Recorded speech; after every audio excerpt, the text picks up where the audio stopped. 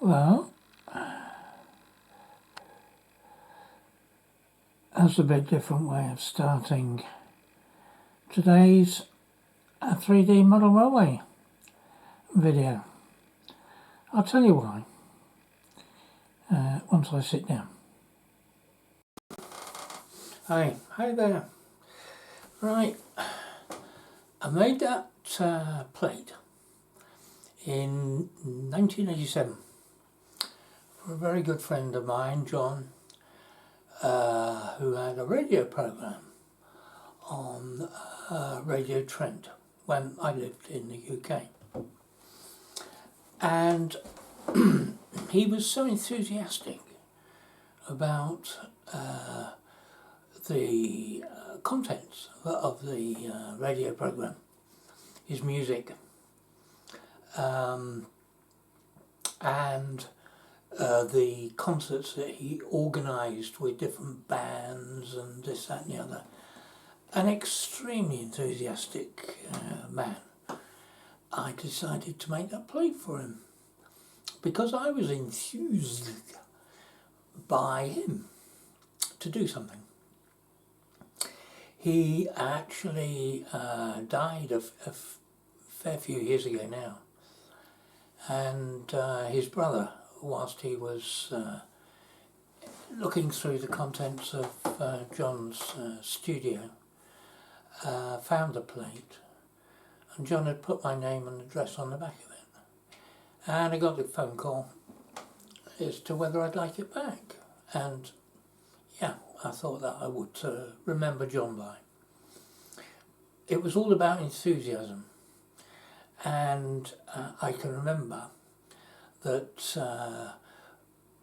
when I was in the UK and had a pottery business, the first time I bought a potter's wheel, the enthusiasm was just overwhelming. I did it to the exclusion of most other stuff which I was doing at the moment, which included work for some engineering company or other. And it took over my life. And eventually it became a successful business, which will be, I don't know, another subject for a different video, because I think there are some people who might be interested in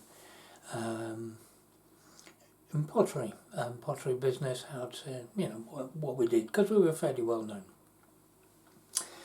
Anyway, enthusiasm has returned in truckloads with this 3D printer that I bought. I can't get, at the moment anyway, I can't get enough of it. It combines my love of making things different. It combines my love for model railways, modelling, automata. I like automata. I like building automata, making automata, which are, the moving models. I'll tell you what, I'll just pop up there, because there's one on top of the shelf. You can't see it, can you? There's one on top of the shelf. Just give me a tick, I'll go and get it.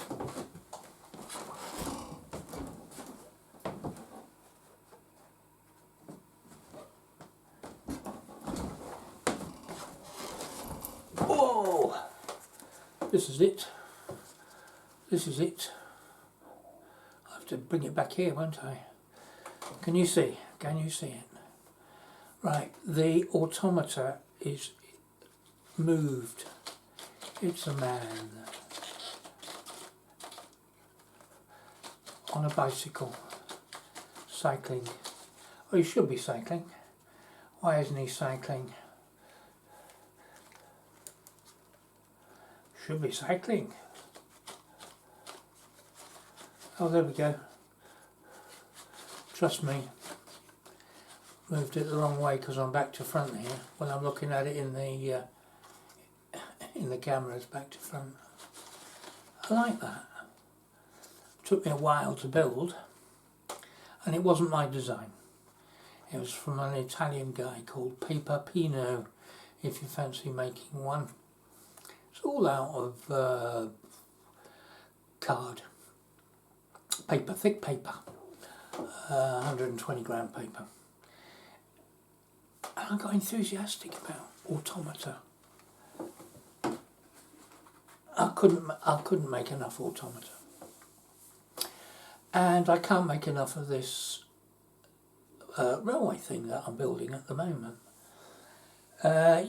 Ideas come to me all the time, and I'm busy scribbling them down. And as I said to you before, what I'm trying to do is to build one thing whilst I'm thinking about the next. And when I think about whatever it is I'm thinking about next, I'm doing some CAD design on the computer to enable me to not forget what I've thought of,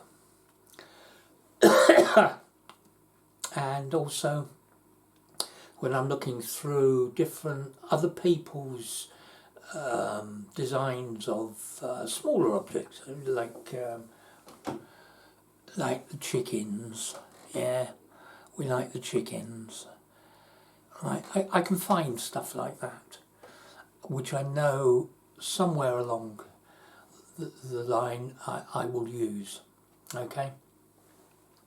The first coach, which you've just seen in the last video, that was one of those, wasn't it? It had some chickens in it, and this one's going to have some chickens. The next one, all right. So I've started building this one, as you can see. All right.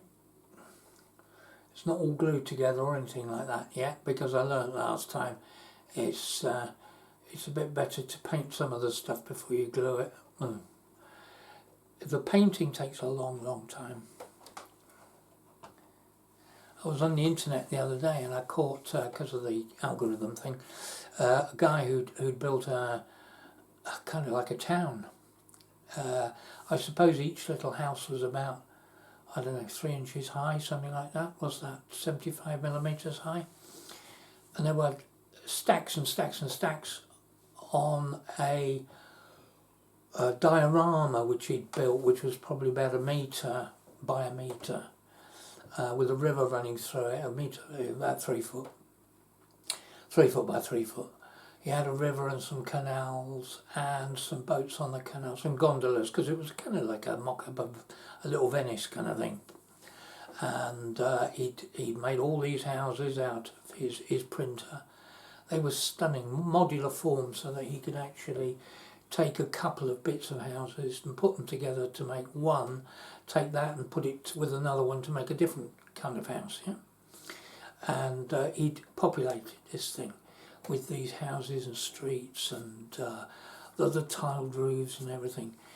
And what he was saying was that he could actually do the printing pretty quickly, obviously. Well, I don't do it all that quickly, but he's got quicker than me, I don't know. But the one thing that you couldn't recognise, of course, was the painting. And he was there for hours and hours. We must have been there for days and weeks, I think, painting these things. But the final result was absolutely stunning. I don't think I could put myself to that. I want more instant, I suppose, instant stuff. Not as instant as going down the shop and buying a 200 quid diesel engine, not that instant. Everybody else goes down the shop and buys the same engine, don't they, you know? So everybody's got all exactly the same engines. They may be slightly different colours, but somebody somewhere's got one. But I bet you nobody's got one, a railway like I'm going to build, which is what I'm after, I suppose, something individual, something different, something that works, something that taxes the old grey matter. It's gone a bit kind of sludgy brown at the moment, I think, but something that keeps my enthusiasm for this. keeps it going. All right. Now, the this one that I'm doing at the moment, I've printed off some settees. Okay, some nice settees. There we go. All right. Sitting on each of the seat of the settee will be the bird's nest, which I haven't painted yet. Or the kind of place where the chicken lays its eggs. And then we've printed off a load of chickens, which will sit on top of that. And they'll, of course, go inside the carriage. They'll go up and down. So we're getting there. The design has changed from the first carriage, which I showed you last time. The design's changed to accommodate the different things, I suppose, which I intend to put in the carriages. This, I think, probably might be the last with the chickens.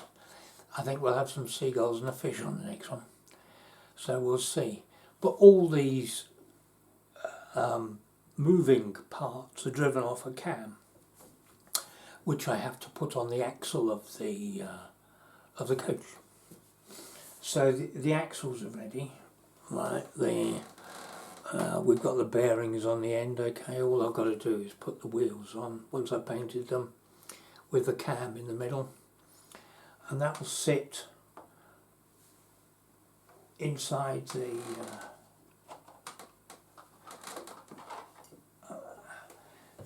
little holes which I've made there for it. Okay, I can't see it. There he goes in there, pushes in, stays in. I have to get some more bearings soon. I thought I'd bought enough. Anyway, the design is such, it has to be such that I can get a rod all the way from the cam at the bottom up through the truck itself, which in this particular instance, as you saw, will be another sheet of plastic. Now the design of this has got some holes in the top so I can put some weight in it, okay? And then I'll glue this sheet on top to keep the weight in. But the weight is only in the middle of the truck, and it's clear. It allows me to be able to put holes in to allow the rod, movement rod, to come through clear of the ballast.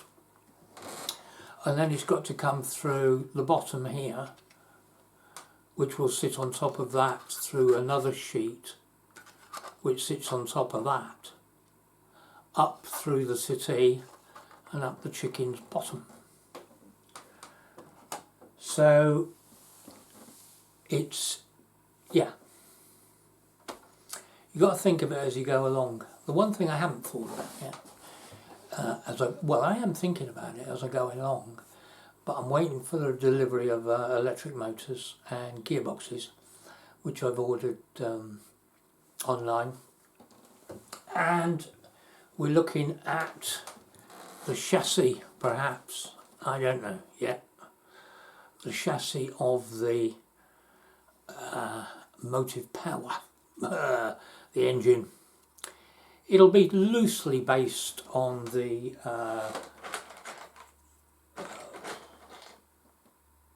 what do they call it? The rocket, yeah, okay. So we've got wheels which will go in one axle like that, and then the other wheel will go there, like that.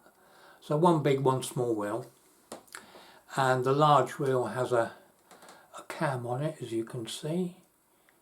Okay, now that would normally be the piston rods up to the pistons to drive the thing, but of course I don't need that because I'm driving it by electric motor. So these pistons will be used for some other. I might even have a man on top cycling, you never know, do you? It all, it changes as the day goes on. Anyway, I hope that some of my enthusiasm rubs off on you. Not necessarily for this. You may not give a monkey's about 3D printing anything. But it's you've got to keep your enthusiasm up. Whatever you're doing, doesn't matter what you're doing. You go for a walk in the afternoons, you know what I mean? You've got to be enthusiastic about going. My wife's enthusiastic about going swimming. And that's where she is at the moment. She drives something like, I don't know, 30 odd kilometres to the swimming pool. I mean, in the summer, she goes down to the river, just down the road, where it's a bit cold at the moment. So she drives there, does a little swimming, enthusiastic for it. And at the moment, I'm trying to work out a bit of enthusiasm to go out for a walk, but it looks as if it's going to absolutely piss down with rain, as it has done for the past 2 or 3 weeks. So I might just carry on making some more of this stuff. Anyway, nice to speak to you. And I hope this one hasn't been too boring. No? Or perhaps it has. Anyway, I shall see you soon. And look after yourselves, eh? Keep up whatever it is you're keeping up. Bye for now.